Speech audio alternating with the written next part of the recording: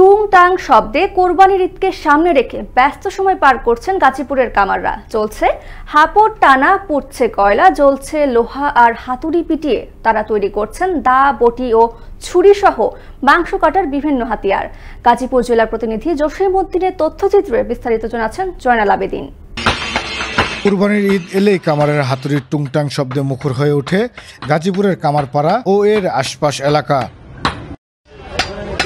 কামাররা জানান, পবিত্র ঈদুল আজহার দিন পর্যন্ত চলবে তাদের এই ব্যস্ততা। কামার পেশাটি একসময় গ্রামীণ জীবনের অবিচ্ছেদ্য অংশ হিসেবে গড়ে উঠলেও বর্তমানে এর কদর কমেছে অনেকটাই। তবে ঈদুল আজহার দিন ঘনিয়ে আসলে যেন ফিরে আসে পুরনো সেই দিনের আমেজ। পবিত্র ঈদুল আজহা উপলক্ষে গাজীপুরের টঙ্গী, কালীগঞ্জ, কাপাসিয়া, শ্রীপুর ও কালিয়াকৈরের কামার শিল্পীরা ব্যস্ত সময় পার করছেন। তারা বলছেন, সারাদিন কঠোর পরিশ্রম করলেও তাদের মুখে আগের মতো উচ্ছ্বাস ও প্রাণবন্ত হাসি নেই। এরই মধ্যে প্রতিদিন সকাল থেকে রাত পর্যন্ত চাপাতি, দা, বটি, চাকু, ছুরি ও লোহার বিভিন্ন সরঞ্জাম তৈরিতে ব্যস্ত সময় কাটাচ্ছেন তারা।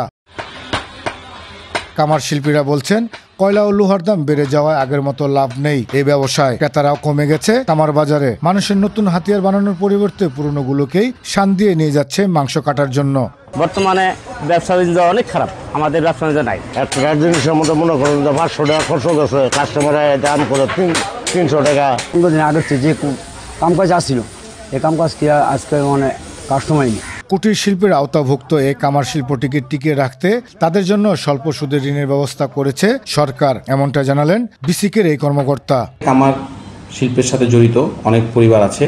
এই পরিবারের লোকজন, এই কামার শিল্পের সাথে জড়িত লোকজন যদি আমাদের সাথে যোগাযোগ করে, আমরা তাদেরকে বিসিকের নিয়ম অনুযায়ী স্বল্প সুদে ঋণ প্রদান করতে পারবো। কুরবানির পশু জবাই থেকে শুরু করে মাংস কাটার ক্ষেত্রে লোহার তৈরি হাতিয়ারের গুরুত্ব অনেক। তাই কামার শিল্পকে টিকিয়ে রাখতে সরকারি সুযোগ সুবিধা বাড়ানো সহ সকলকে তাদের পাশে দাঁড়ানোর আহ্বান সচেতন মহলের।